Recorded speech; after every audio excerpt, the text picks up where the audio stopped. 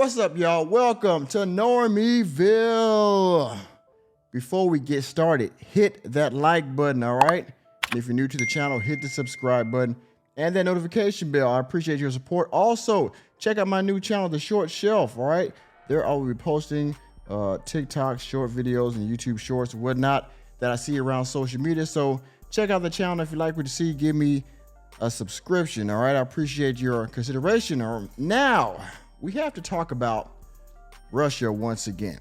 Now, of course, you all know that Brittney Griner, the WNBA basketball star, a African-American woman, part of the LGBT community, recently was released after her stint since February in a Russian prison, recently moved to a penal colony where she had to endure hard labor and bad diet, all those kind of things, correct? Okay.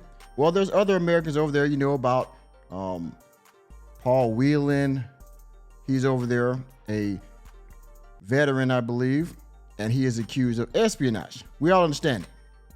Well, there is one more American that was actually released on the same day that Brittney Griner was released. And if you blink, you'd have missed it. But shout out to Black and White Sports. I saw this and I wanted to give my own quick opinion on it and try to inform as many people as I can that this woman also endured almost a harsher time than Brittney Griner did. Brittney Griner, I believe, got maybe preferential treatment a little bit because she was a superstar and used as a bargaining chip. In any case, let's talk about it.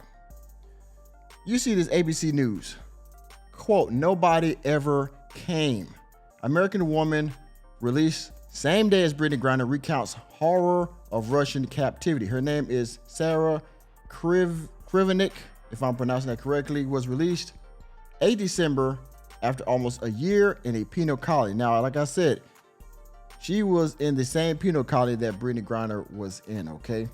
And Brittney Griner says she wants her people to talk about Paul Whelan. Now, we should talk about everybody that's in a Russian prison. Everybody's over there, especially if they're in there on the false pretense. As you will see that this young lady here, or well, I guess older lady, I don't know, she was in a bad situation and she got caught up and now she just got released and she's suffering tremendously as a result of her time in this prison. But let's read. It says here, an American woman held in captivity in a Russian prison for most of this year says she was assaulted by an inmate and left without contact to the outside world. Let me pause this, John. If I can pause this.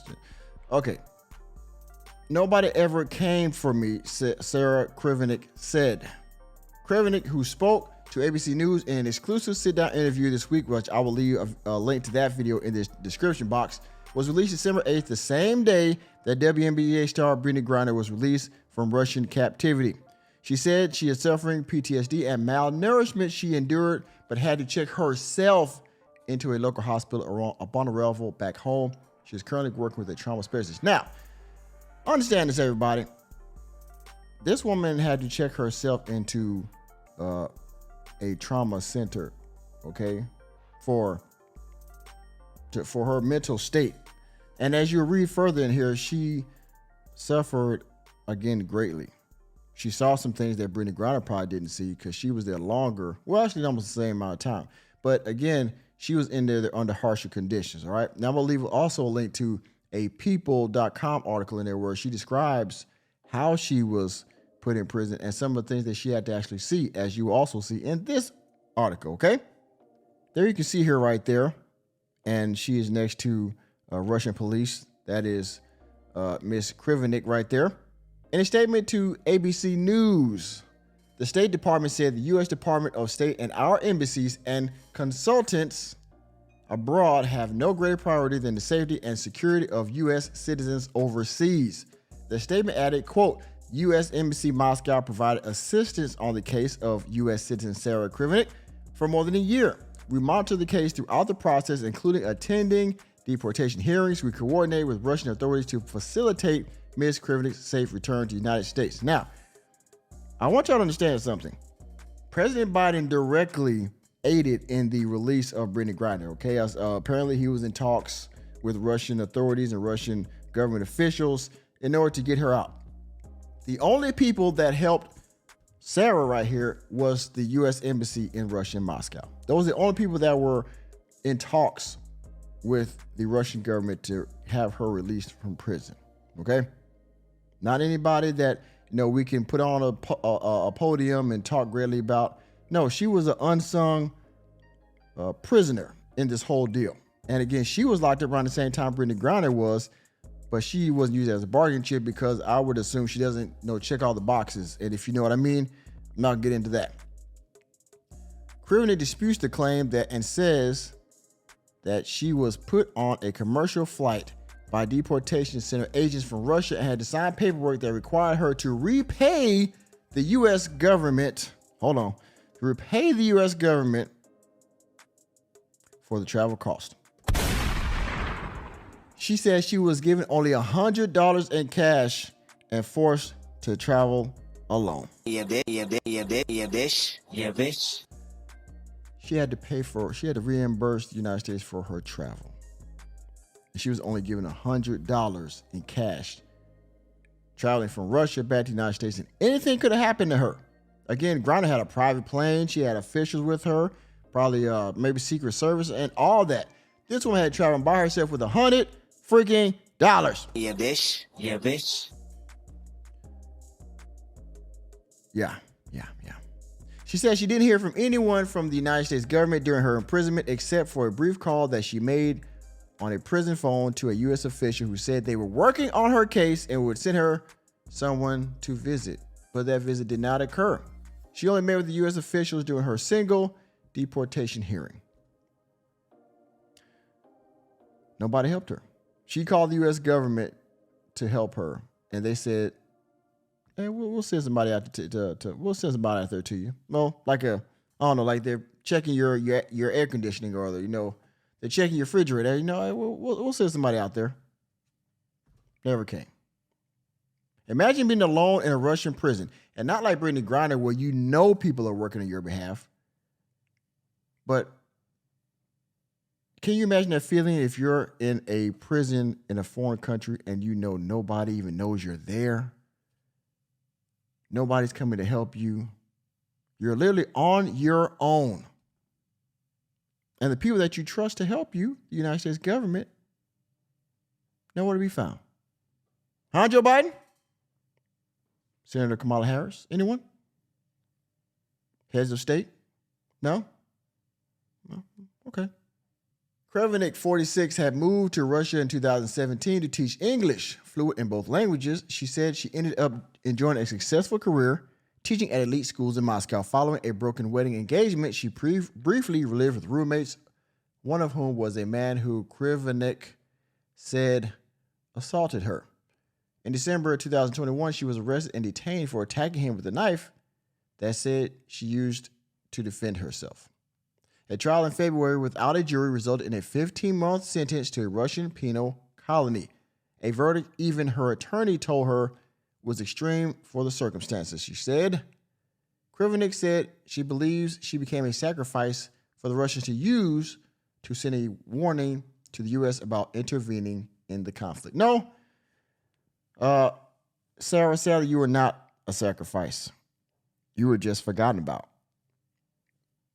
You were a sacrifice. You were essentially a prisoner of war, in my opinion. Brittney Griner was the sacrifice. She was a celebrity. She was part of multiple communities, right? Again, checked all the boxes. She was the bargaining chip. You were just going to become, as Omar Johnson said, cannon fodder. You were nothing.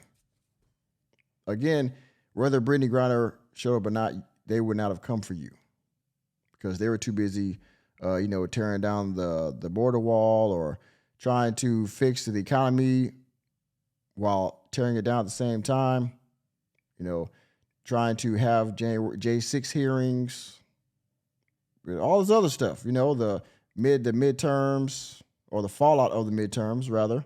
All this stuff was ahead of you, Sarah, just so you understand, okay? I just fell into the system at the wrong time, she said. You damn right. Because it came on the heels of starting a conflict with Ukraine. They used this as leverage. Yes, they did. Yeah. But not the way she intended it, but not the way she thought it was. Again, I believe that she was not leveraged. She was just going to be completely forgotten about. And this would have came up later if her family had it came out like Brittney Griner did. But again, Brittney doesn't have Sarah didn't have a LGBTQ wife or husband, or I'll say partner. Okay, she wasn't part of any organizations that have been banned by Twitter lately. If you know what I'm talking about, she didn't check any of those boxes. Okay, even as a Caucasian woman. So, she didn't identify as a man or nothing like that. So, you were just been forgot about. Okay. In the penal colony located on the remote Oblast region of Russia, Keivanek says she faced harsh conditions. The colony consisted of old rundown buildings from the Stalin era, where she said she was forced to work in an asbestos-laden factory. Lastly, the adjustment back to life in the United States has been difficult for both women. Keivanek says she is suffering from PTSD and is also dealing with the loss of her father, who died when she was in Russia. She's now living with Martinez, which is another inmate that they talked about in another part of the article I didn't read. But there's another inmate that she was with that was also American that she's with now. She's suffering from PTSD and is also dealing with the loss of her father. She is now living with Martinez, who she said was unprepared financially and emotionally to help her friend make the successful transition she needs to move forward in her life. A GoFundMe has been established to help Keivanek pay back the U.S. government loan, and Martinez has been helping her get medical care and therapy. She got to pay back the freaking U.S. government. Does Brittney have to pay back anything? No. But somehow Sarah has to pay back her debt. Wow. Keivanek says she owes her friend her freedom. Anita's just tough as nails. I knew that nobody could walk all over her, and that if she had her mind set to something, she was going to get it. 9 months after her arrest on September 1st, Keivanek received an email in prison that changed her life. It was from Martinez asking about her condition. Quote, I was just about to give up, Keivanek said, and I got that letter and I freaked out. I'm like, they found me. They found me. Sarah Keivanek. Yeah, just like, say her name, Sarah Keivanek. Released on the same day as Brittney Griner. And nobody knows this. And there's an ABC video I'll leave in the description box. And again, nobody's talking about this. The YouTube, us YouTubians, we're talking about it. I think they had one ABC video or a little segment about it. And it's yesterday's news. That's our government. That's our government, right? Somebody lost in this whole ordeal. Meanwhile, Zelensky gets to visit the White House and ask for more money and more weapons. You know what? I'm done talking about it. Y'all see what's going on here, right? So y'all let me know what y'all think about it down in the comment section. Again, thank you for attending another episode of Welcome to Normieville. I'm just a normie trying to give you the news in sports, entertainment, and politics. Please hit the like button, the subscribe button, and the notification bell on your way out. Share the video with your family and friends. And I will see you on the next video.